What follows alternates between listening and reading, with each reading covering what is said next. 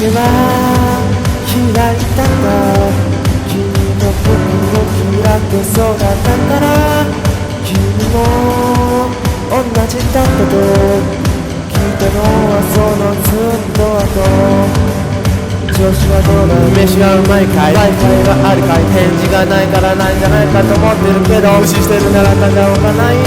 僕もいつか行くよね、だけど君がちゃんとバイトしてくれよ。ご存知の通り面倒なとこがあるから、ビジな食べ物はよく腹を壊すんだ。トイレはちゃんときれいかい、笑い事じゃないんだ。思い出すのはさ、君の笑顔なんかじゃなく悪い顔だったりするんだ。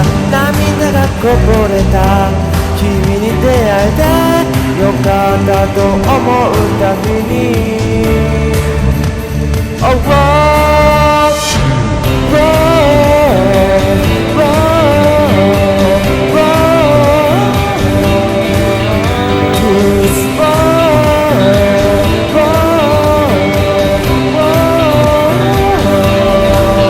Cheers 帰りの列車思い出すいろんなこと、笑ったら涙がこぼれた。ぽつりぽつりぽつりぽつりと嬉しいことがこんなに悲しい。涙がこぼれるほど嬉しい。いつかきっとまた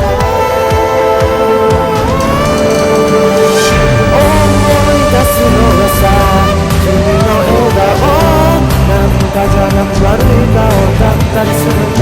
涙がこぼれた君に出会えてよかったと思うたびに